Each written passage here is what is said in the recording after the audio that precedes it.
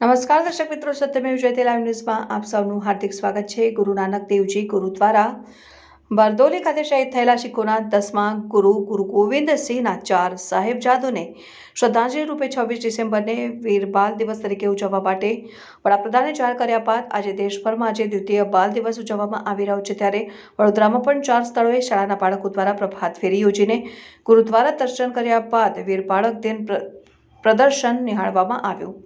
નવી પેઢીને બાળ શહીદો વિશે જાણકારી મળે તે હેતુથી વીર બાળ દિવસ ઉજવવાનું શરૂ કરવામાં આવ્યું છે। ત્યારે તરસાલી સ્થિત સાઈ મંદિર ખાતેથી પ્રભાત ફેરી યોજવામાં આવી। માંજલપુરના ધારાસભ્ય યોગેશ પટેલ, મનપાના બીજેપીના નેતા મનોજ પટેલ, દંડક શૈલેષ પાટીલ સહિતના અગ્રણીઓ જોડાયા હતા।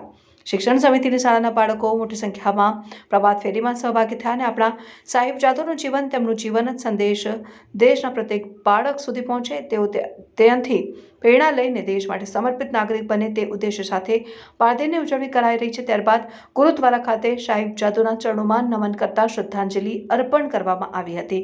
આ પ્રસંગે સાહેબજાદોનાને લગતું ચિત્ર પ્રદર્શન નિહાળ્યું હતું અને ગ્રંથ સાહેબના દર્શન કરીને લંગરમાં જોડાઈને પ્રસાદી લીધી હતી। ગયા વર્ષે વીર બાળ દિવસ જે ઉજવવામાં આવી રહ્યો છે, આ વખતે પણ ભારતીય જનતા પાર્ટીના કાર્યકર્તાઓ ગુરુદ્વારા આવેલા ગુરુ ગોવિંદસિંહના 2 પુત્રો લડાઈમાં, ધર્મની લડાઈમાં